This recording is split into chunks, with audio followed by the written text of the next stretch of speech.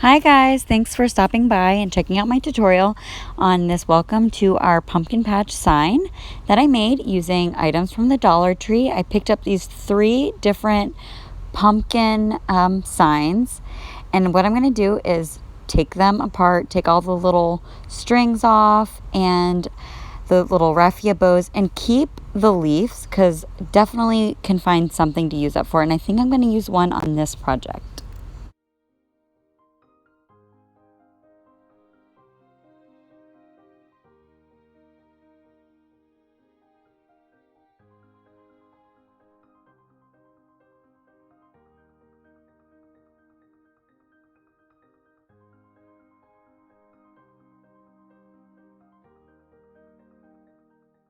For my top pumpkin, I decided I want to do like a neutral colored, kind of like a leopard print.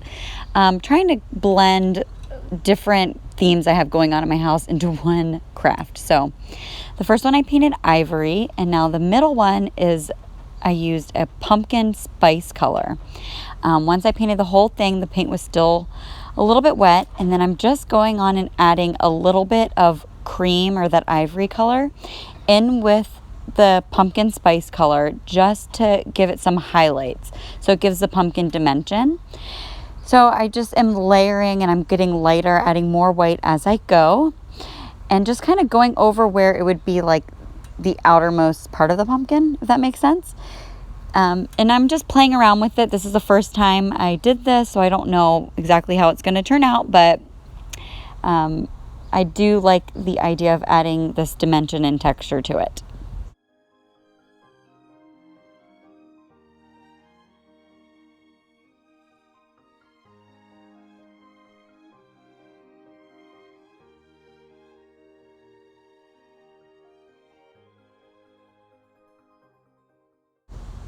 Okay, so for my bottom pumpkin, I decided I'm going to paint it like a rustic buffalo plaid look.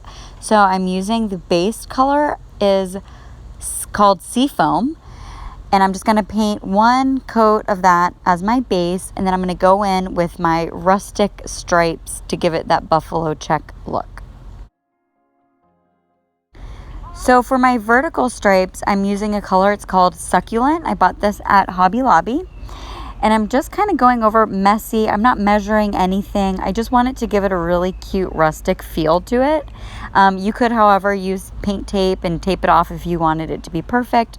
I just kind of like the idea of having it almost a messy look. I'm okay with that. Now for my horizontal stripes, I'm just mixing a little bit of gray into that succulent color.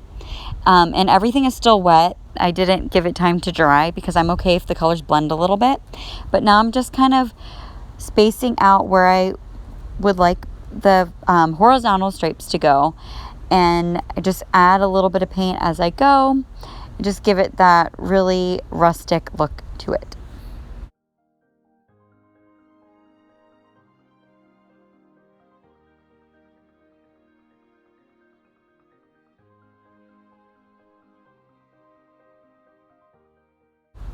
So now for all of my little squares where the lines cross each other, I just went ahead and added a little bit more of the succulent color to break it up, and now I'm just very messily painting a little block in all of their crossings, and that's what gives it that buffalo check look.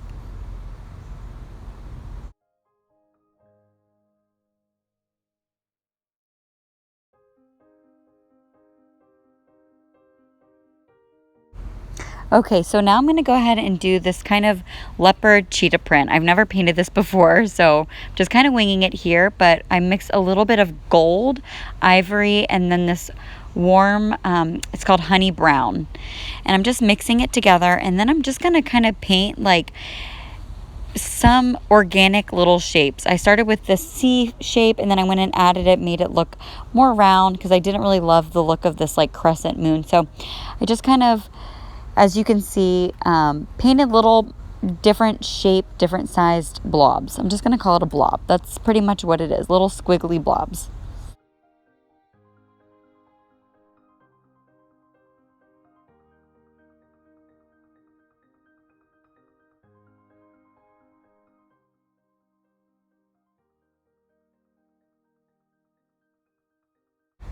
So now this is just gold. I know you have the orange there underneath it, but I didn't mix it with orange. It's just the gold craft paint that I have.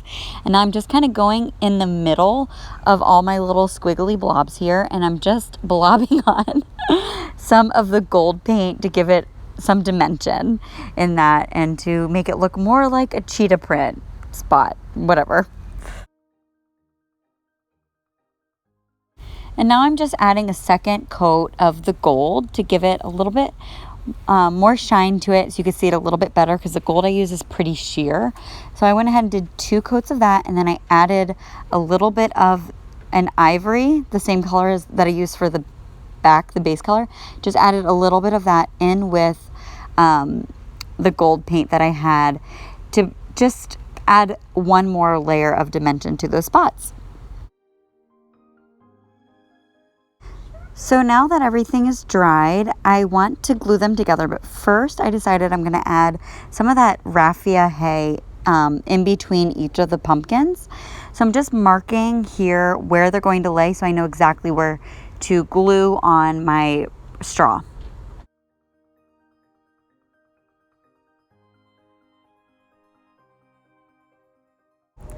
I'm just going to take my hot glue and just place it here on my pencil marks so I know exactly where to do it. I don't want to have too much because then I'm afraid that it's going to interfere with sticking of the different signs, if that makes sense. So I just did a little bit right there on the bottom, and I still have a lot of room to adhere each pumpkin onto the other one.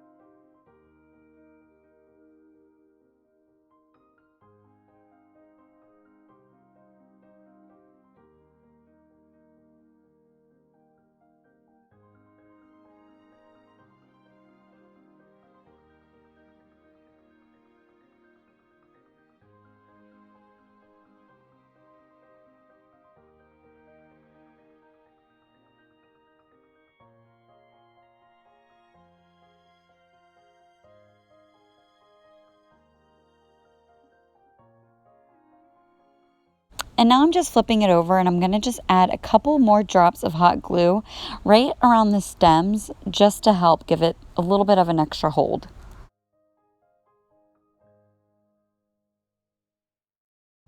So I just love the look of this leaf, and I was going to use it on the green side, but I actually love that galvanized steel look. So I'm just placing it to cover up one of those holes. The other one, the paint covered it, but just going to hot glue it in place, and I think it came out so cute. Okay, so I did cheat with my letters, and I did use my Cricut to cut out what I wanted to say. The welcome was already created. I went into the images and I found that. And then pumpkin patch as well was already made. And so I just printed those out. I cut it out on vinyl. I used like this rose gold color. And then the 2 hour I used with ivory vinyl, and I just created that with using a font, which is really funny. It's called Beefcakes. That was the font that I used for the 2 hour. Okay, so anyways, I just cut that out, and now I'm just placing it onto my pumpkins. If you don't have a Cricut, this would be really cute if you just hand print, or paint it. It's fun. You can use your own handwriting or find stickers from the Dollar Tree. I was just lazy, and I'm sorry. I cheated using my Cricut.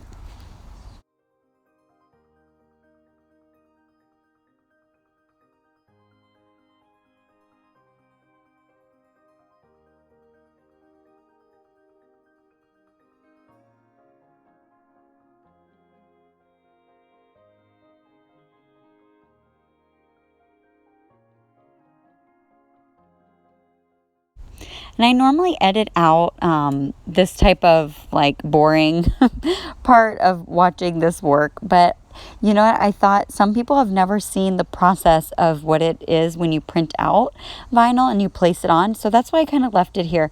So if you were curious and you wanted to know how it works, I'm sorry I didn't record my Cricut actually cutting it, but it's just a software you use on the computer, and you choose your design and you measure out how big you want it.